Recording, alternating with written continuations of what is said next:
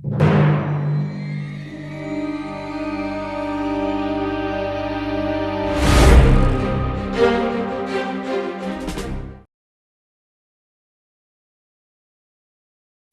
there, my name is Dr. Rajiv. Welcome to my education channel, YouTube Surgery and Orthopedic Education.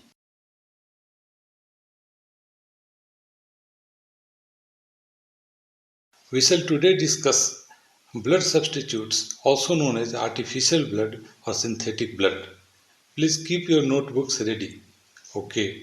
At the end, please subscribe to our channel and give us a like if you find the topic useful. So let us not waste time anymore and start right now.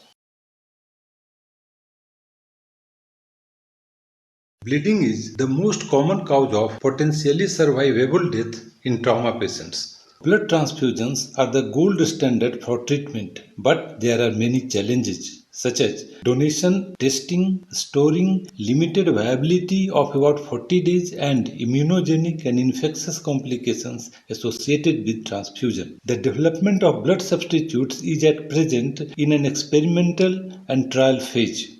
Unlike volume expanders, blood substitutes are artificial fluids that can carry oxygen. At present, there are many oxygen carrying blood substitutes under development, commonly known as artificial blood or synthetic blood.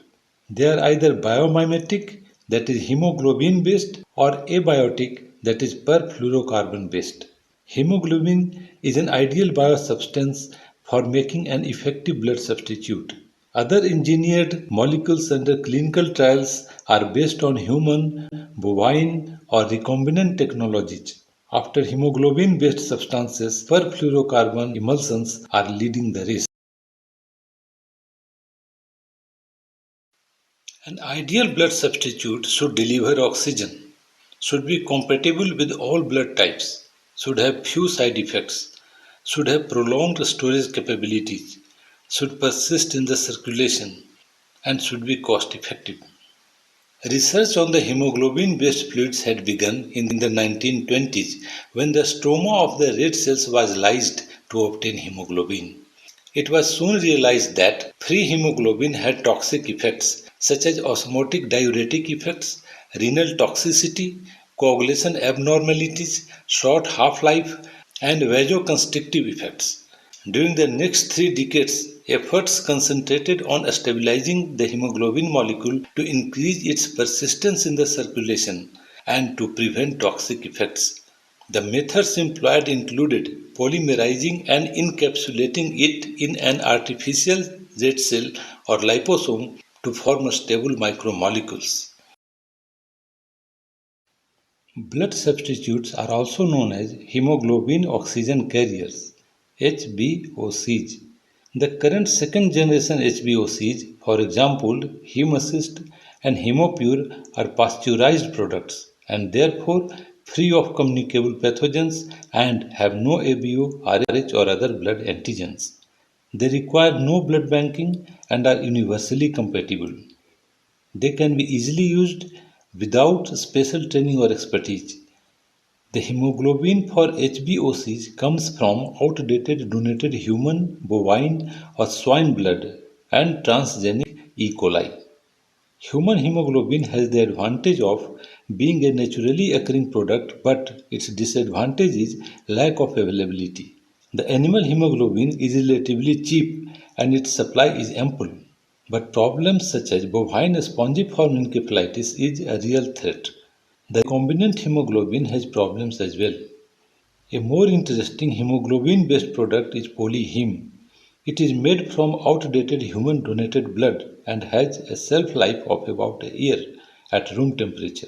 However, the polyheme had more serious adverse events, especially myocardial infarctions.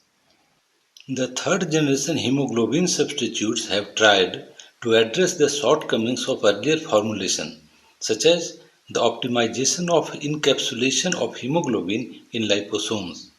These liposomes behave like red cells in oxygen loading and unloading. Their research is still in the preclinical testing stage. Perfluorocarbons are biologically inert substances. Fluoridating makes it a liquid at room temperature. PFCs dissolve large quantities of oxygen and CO2 than plasma. PFCs have two problems.